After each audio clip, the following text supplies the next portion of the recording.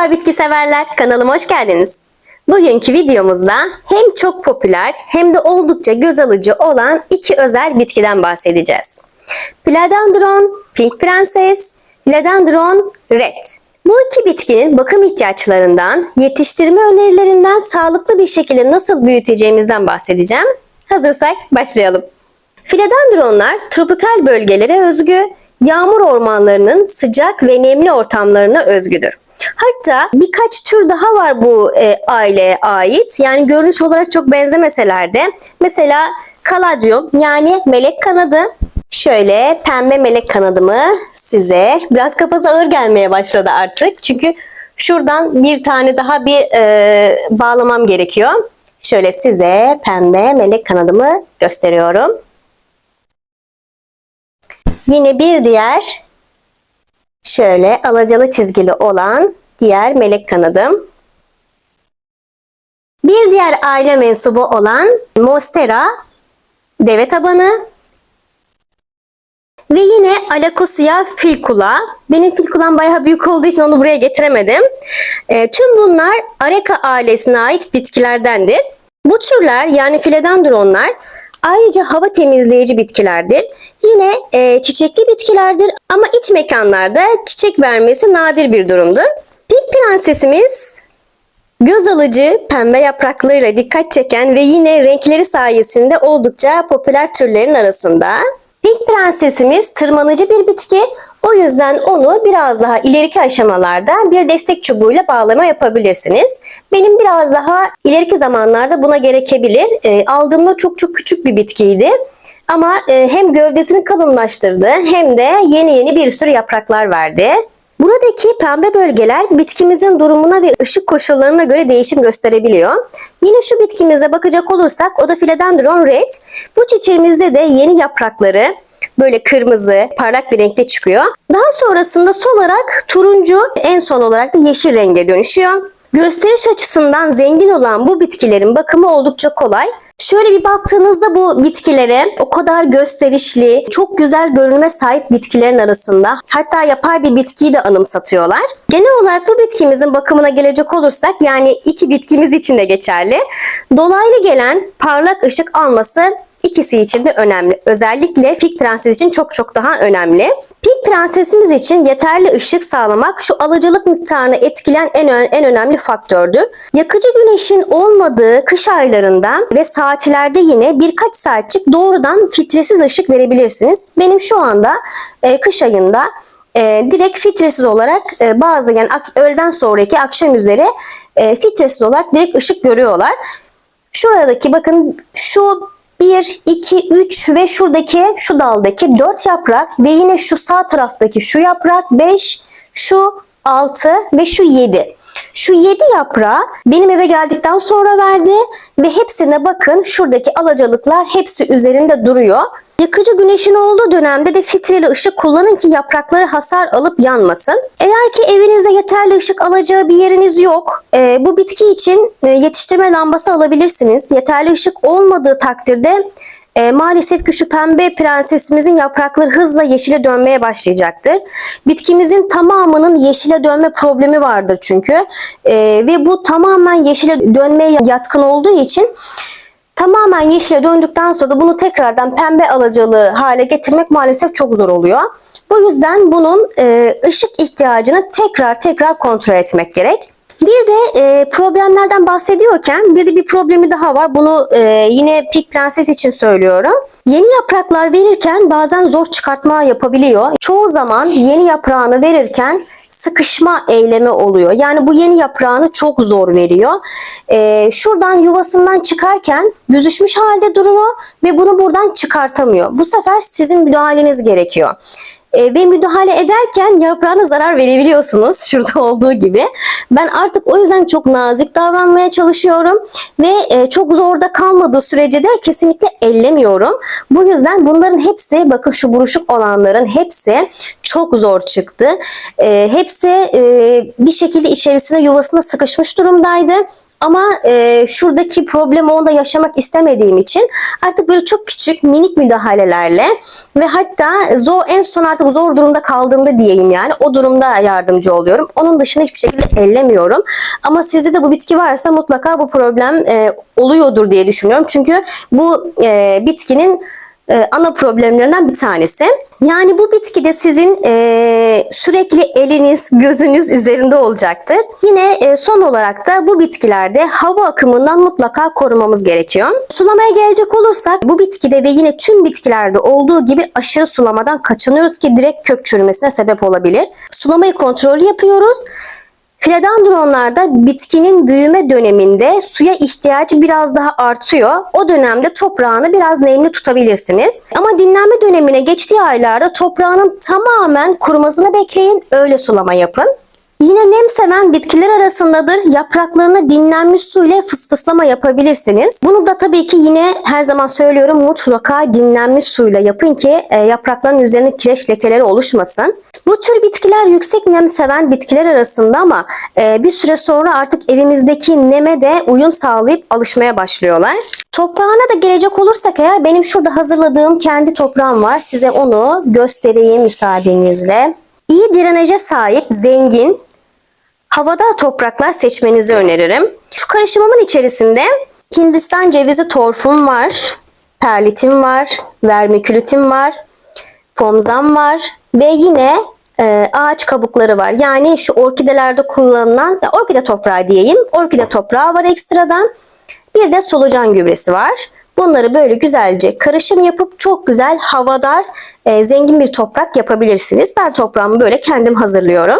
Şimdi sizinle beraber benim şuradaki Philodendron Pink Prensesimin saksısını ve toprağını beraber değişim yapalım. Alt kısmında da sararan yapraklar var. Onları da beraber alalım. Saksı değişimini yaparken bir önceki saksısından 2 boy büyük saksı tercih edebilirsiniz. Yine mutlaka değişim yapmadan önce toprağının kuru olması benim için önemli. Çünkü bu sayede ben toprağını daha iyi arındırıyorum ve su emmediği için kökleri de daha az zarar görmüş oluyor. Şimdi şöyle kenarlarından sıkıştırarak ayıracağım.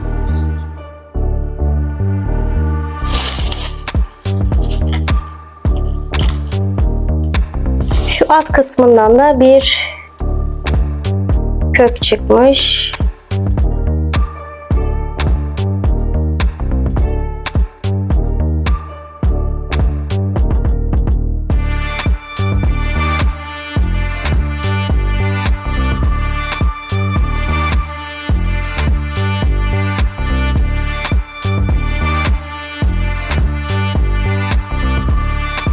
Şu eski yapraklarını da üzerinden alıyorum. Sararmış olanları, hem bitkime yük olmasın. Zaten bitkide yeni yapraklar verdikçe eski yapraklarını da kendisi böyle sarartıp atıyor. Şu ayrı bir kök mü, birleşik mi? Evet, gövdeden birleşiyor. O yüzden onu hiç ayırmayacağım. Bu toprak gayet diğer bitkilerimden çıkan topraklara göre çok daha güzel. Bu tür toprakları ben atmıyorum. Yani balkonumda soğan, sarımsak yetiştiriyorum. Patates, böyle küçük küçük patatesler oluyor. Hani atmamış oluyorum bunları da. Kendim de çok güzel toprak hazırladığım için kendi ev içerisindeki bitkilerimi o topraktan kullanıyorum. Kendi hazırladığım toprağı kullanıyorum. Ama bunları da ziyan etmem için, yani tabii bir börtü böcek görmediysem güzel olan toprakları da ziyan etmiyorum. Onları da dışarıda yoğurt kovaları olsun ya da böyle çıkma saksılar olsun, onlara bir şeyler ekiyorum. Orada değerlendirip kullanıyorum. Şöyle saksısını göstereyim size. Şöyle alt tabanına strafor ekledim. Biraz daha olsa aslında olabilirmiş. Bunu da kullanma amacım alttaki delikleri her sulamada toprak tıkamasın ve kök çürümesine sebep olmasın diye. Siz de böyle strafor koyabilirsiniz ya da çakıl taşları, lav taşı. Yani bu lav taşını da aslında ben denedim. Yani bir süre lav taşı koyuyordum. Ama onun da sulamada böyle birazcık ufalanıp orada kırmızı kırmızı tıkama yapabiliyor. Eğer ki drenaj delikleriniz çok büyük değilse, küçük olduğunda orada tıkama yapabiliyor o da. Kil bilyesi koyabilirsiniz yine. Dediğim gibi çakıl veya böyle strafor koyabilirsiniz. Ben biraz daha maliyet açısından uygun olsun diye strafor koyuyorum. Çünkü lav taşlarını, işte pomzayı, bu tür şeyleri genelde topraklarımın arasına koyuyorum. Zaten toprağımın içerisinde neler olduğunu biraz önce söylemiştim. Şöyle içerisinde gayet zengin. Dediğim gibi bakın orkide toprağı var içerisinde. Ağaç kabuğu. Toprağımı saksıma yarıya kadar yerleştireceğim. Yeterli olacaktır şu anda. Şimdi de önce bitkimi koyuyorum içerisine.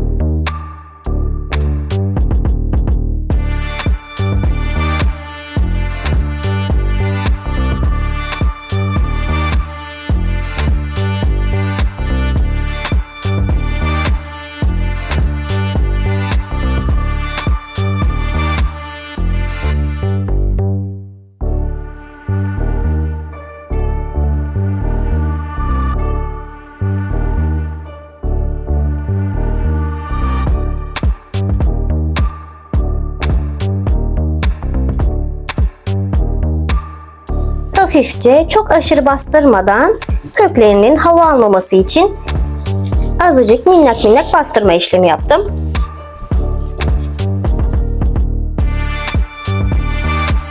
Şu yapraklarını havalara kaldırıyorum çünkü sulamadan sonra, özellikle kış ayında sulama olduktan sonra çok geç kuruduğu için toprağı, sürekli o nemli toprağa da değince yapraklar oradan çürüme yapıyor. Dikim işlemimizi yaptık. Şimdi de diğer bakımlarından bahsedelim. Bu bitkilerimizde, yani philodendronlarımızda gübre kullanımına ne zaman başlıyoruz? Gübre kullanımına ilkbahar ayından itibaren başlayabilirsiniz. Sonbahar ayına girdiğimizde de aşamalı olarak gübreyi bırakıyoruz. Yani gübre verdiğiniz aralığı arttırarak aşamalı aşamalı gübre vermeyi bırakıyoruz. Kış ayına girdiğimizde kesinlikle gübre vermiyoruz. Çünkü bunların dinlenme dönemi olduğu için herhangi bir sıvı gübre vesaire bir şey vermiyoruz ki dinlenme dönemini çok rahat geçirebilsinler. Bir diğer bahsetmemiz gereken unsur da çoğaltımı. Çoğaltım olarak çelik olarak çoğaltım yapabilirsiniz ve şöyle benim yapmış olduğum gibi bu Philodendron Red, bunda onun saksı değişimi esnasında aldığım yavruları. Bunlar kökten ayırma şeklinde böyle birer saçaklık kökleri vardı. Onları böyle ayırdım. Şu anda gayet de sağlıklılar çünkü yeni yapraklar veriyorlar. Burada zaten görünüşünden de belli, daha parlak diğerlerine göre. Bu yeni saksısını aldıktan sonra vermiş olduğu yaprak. Yine bir diğer küçük olanı da göstereceğim şimdi. Onda da var çünkü yeni yaprağı. Şu da bakın, bu da buraya geldikten sonra yeni yaprağı. Yine şurada, buraya dikimden sonra ve bakın burada yeni yaprağı geliyor. Bunlar da kökten ayırma olarak almış olduğum Philodendron Red'lerim. Kökten ayırma dışında çelik yöntemiyle de tabii ki bunları çoğaltabilirsiniz. Onda da nasıl yapıyoruz? Yine bunlar dediğim gibi areka ailesinde oldukları için bunların da bir hava kökleri var. Bu yüzden diğer hava kökü çıkartan bitkilerde olduğu gibi çelik alma yöntemini hava köklerinin altından yapıyoruz. Şuradaki şu eklem yerlerinin altından hava kökleri var. Hava kökünün altından kesimini yaptıktan sonra yarım gün ya da bir gün boyunca yarısının kapanmasını yani kurumasını bekliyoruz. Kesim yaptıktan sonra mutlaka yarısının üzerinde herhangi bir şekilde mikrop kapmaması için tarçın dökebilirsiniz. Ben bunu bütün bitkilerimde yapıyorum. Yani işte mikrop kapsın kapabilecek potansiyele sahip veya değil hiç umurumda değil. Yani bütün bitkilerime dış mekan iç mekan mutlaka toz tarçın dökerim. Kesim işlemini ben tabii ki şu an bitkilerim küçük olduğu için mesela şunu göstereyim bir de hazır. Burada da bakın hava kökleri var. Şuradan yeni yaprağın çıktığı yerden şurada bakın. Hemen altında şurada ben buraları eklem yerleri diyorum. Bunun altında hava kökü var. Aslında çoğaltmaya müsait ama şuradaki yeni yaprak bakın çok güzel geliyor. Yani kesim yapacak olsanız şuralardan kesebilirsiniz. Şunun hemen şuradan altından kesim yapabilirsiniz. Aldığınız çelik yarası kapandı. Yarım gün veya bir gün geçti. Dinlenmiş suya. Ben direkt çeşme suyu hiçbir şekilde kullanmıyorum. Çoğaltım yaptığımda. Yani suda köklendirme yapacağım zaman. Çünkü içerisindeki bu kireç bunun sürecini uzatabiliyor. Çürümeye sebep olabiliyor. Yani her zaman olmasa da bu tür problemler olabiliyor. O yüzden dinlenmiş suya çeliğimizi bırakıyoruz, koyuyoruz. Ama mutlaka çeliğimiz koyduğumuz vazoda veya işte bardakta çeliğin alt kısmı hiçbir şekilde bardağımızın en alt tabanına değmesin. Havada kalsın, biraz böyle çapraz koyabilirsiniz. Havada kalsın. Çeliğimiz bardağın tabanına değmesin. Havada kalsın mutlaka. Ve bunun da köklenmesi ortalama 2-3 hafta içinde köklenmeye başlayacaktır. Kökler tamamen saçaklanıp artık büyüdüğünde dikilebilecek konuma geldiğinde onu toprağa alabilirsiniz. Yine diğer videolarımda hani mutlaka söylüyorum. Yine küçük küçük böyle kökler gördüğünüzde hemen toprağa ekmeyin. Kökler biraz uzasın, saçaklansın. Hatta mümkünse orada suda yeni bir yaprak dahi versin. Daha sonrasında onu toprağa aldıktan sonra bir alıştırma süreci mutlaka geçiriyorlar. Bir böyle bitkinize pörsüme ya da işte yapraklarında böyle buruşturma, işte kafasını eğme gibi şeyler olabilir. Bu dönemde rahat geçirebilmesi için toprağını biraz daha nemli tutuyoruz. Çok ıslak tutmuyoruz, nemli tutuyoruz toprağımızı. Daha sonra alışma sürecini geçirdikten sonra tamamen kuruduktan sonra artık sulamasını kontrollü bir şekilde toprağını mutlaka parmağınızla kontrol ederek sulama yapıyorsunuz. Yani bunun da kontrolünü şöyle ben parmağımı atırım iyi falan değil. Yani üzeri bunun kurumuş olabilir ama alt kısmında asıl köklerin bulunduğu kısımda toprak ıslak olabilir. Siz bunu bilmediğiniz için tekrardan su döküm işlemi yaparsınız ve zaten kökler suya doygun. Tekrardan suyu emecek. Bu sefer kök çürümesine sebep olacak. Bu yüzden mutlaka parmağınıza şöyle 2 boğumuna kadar toprağa batırıyoruz. Baktık herhangi bir şekilde ıslaklık, işte nemlilik çıkmadı. Bu durumdan sonra sulamasını yapabilirsiniz. Bugün sizlere Philodendron Pink ve Philodendron Red hakkında biraz bahsettim. Elimden geldiğince tabii ki. Umarım bu bilgiler bitkilerinize daha iyi bakmanıza yardımcı olur. Eğer sorularınız varsa ya da bu güzel bitkilerle ilgili farklı deneyimleriniz varsa yorumlara yazmayı unutmayın mutlaka. Bir sonraki videoda görüşmek üzere. Hoşça kalın.